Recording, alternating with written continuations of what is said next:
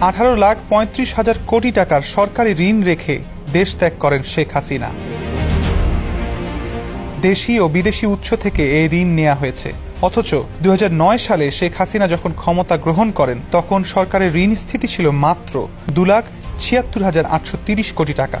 সেই হিসাবে আওয়ামী লীগের 10 দশকের শাসনামলেই সরকারের ঋণ স্থিতি 15,58,206 কোটি টাকা বেড়েছে, যা সরকারের মোট ঋণের প্রায় 85%। অর্থ মন্ত্রণালয়ের তথ্যে গত 1.5 দশকে সরকারের অস্বাভাবিক ঋণ বৃদ্ধির এ চিত্র উঠে এসেছে।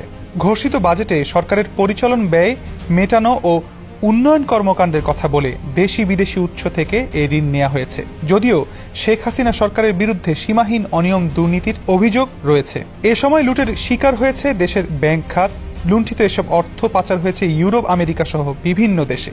যুক্তরাষ্ট্রভিত্তিক গবেষণা প্রতিষ্ঠান গ্লোবাল ফাইন্যান্সিয়াল ইন্টিগ্রিটির তথ্য বিশ্লেষণ করে পাওয়া হিসাব অনুযায়ী শেখ হাসিনার 1.5 দশকের শাসনামলে দেশ থেকে অন্তত 14,920 কোটি বা $149.20 বিলিয়ন পাচার হয়েছে। বাংলাদেশি মুদ্রায় পাচারকৃত অর্থের পরিমাণ দাঁড়ায় অন্তত 17,60,000 কোটি টাকা। যদিও বর্তমানে বাংলাদেশের ব্যবহারযোগ্য নিট রিজার্ভ রয়েছে $16 বিলিয়ন কম।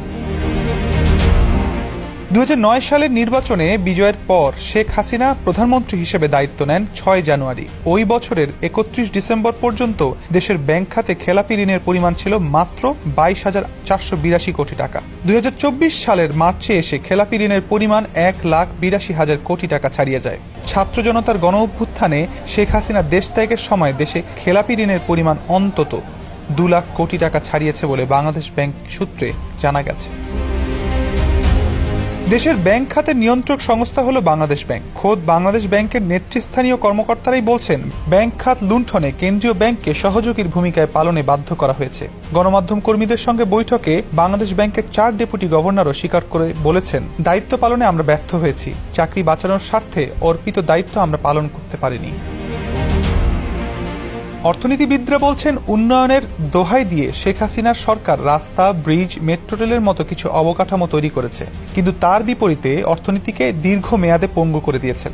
দেশের আর্থিক খাত সহ প্রতিটি খাতের প্রতিষ্ঠানগুলো ধ্বংস করেছেন। জরুরি ভিত্তিতে অর্থনীতিকে টেনে তোলার ও কার্যকর সংস্কার করা সম্ভব না হলে বাংলাদেশের সামনে ভয়াবহ পরিস্থিতি অপেক্ষা করছে।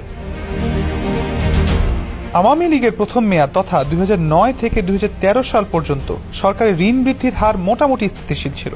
তবে এ সময়ে দেশের ব্যাংক খাতে বেসিক ব্যাংক লুণ্ঠন, হলমার্ক, বিসমিল্লাহ কেলেঙ্কারির মতো বেশ কিছু বড় লুণ্ঠনের ঘটনা ঘটে। রাষ্ট্রায়ত্ত ব্যাংকগুলো লুণ্ঠনের শিকার হলেও তুলনামূলকভাবে ভালো ছিল বেসরকারি খাতের ব্যাংক। 2014 সালে টানা দ্বিতীয় মেয়াদে ক্ষমতায় আসার পরই দেশের ব্যাংক খাতে আবার লুট শুরু হয়। এ সময় লুণ্ঠন ও মালিকানায় পরিবর্তন হয় দেশের বেসরকারি খাতের অনেক ব্যাংক। দেশের সবচেয়ে বড় ব্যাংক ইসলামী ব্যাংক বাংলাদেশ লিমিটেড, সোশ্যাল ইসলামী ব্যাংক সহ অনেক ব্যাংক থেকেই মূল উদ্যোক্তারা ছিটকে পড়েন। একই সময়ে দেশি বিদেশি উৎস থেকে সরকারের ঋণ গ্রহণও অস্বাভাবিক হারে বাড়তে থাকে। বিপরীতে কমতে শুরু করে জিডিপির অনুপাতে সরকারের রাজস্ব আহরণ। 2016 সালের ফেব্রুয়ারিতে বৈদেশিক মুদ্রার রিজার্ভ চুরি যাওয়ার মতো পৃথিবী কাঁপানো সাইবার অপরাধ সংঘটিত হয়। অর্থ মন্ত্রণালয়ের তথ্য পর্যালোচনা করে দেখা যায় 2018 থেকে 2022 সালে 5 বছরেই ব্যাংক সহ অভ্যন্তরীণ উৎস থেকে সরকারের ঋণ বাড়ে প্রায় 4 লাখ কোটি টাকা।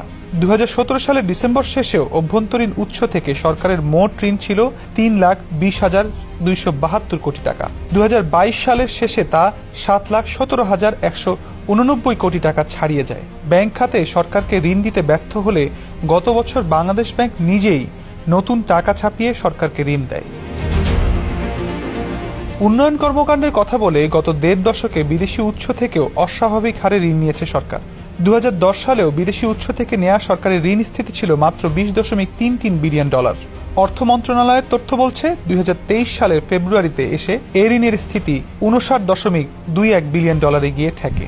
সুইজারল্যান্ডের কেন্দ্রীয় ব্যাংক সুইস ন্যাশনাল ব্যাংকের তথ্যানুসারে 2021 সালে দেশটিতে বাংলাদেশিদের জমা অর্থের পরিমাণ ছিল 87,11,11,000 সুইস ফ্রাঙ্ক। এটি ছিল দেশটিতে বাংলাদেশিদের জমানো সবচেয়ে বেশি অর্থ। এরপর থেকে আমানতের পরিমাণ কমতে থাকে। 2022 সালে সুইস ব্যাংকে বাংলাদেশিদের জমাকৃত আমানতের পরিমাণ ছিল 5,52,11,000 সুইস ফ্রাঙ্ক এবং 2023 সালের শেষে এটি নেমে এসেছে 1,77,12,000 সুইস ফ্রাঙ্কে। সংশ্লিষ্ট সূত্র বলছে, বাংলাদেশের গণতন্ত্র ও সুষ্ঠু নির্বাচন ইস্যুতে কয়েক বছর ধরে যুক্তরাষ্ট্রসহ ইউরোপিয়ান ইউনিয়নের সঙ্গে বাংলাদেশ সরকারের সম্পর্কের অবনতি ঘটে। এর পরিপ্রেক্ষিতেই সুইস ব্যাংকগুলো থেকে বাংলাদেশি পাচারকারীরা অর্থ অন্য গন্তব্যে সরিয়ে নেয়।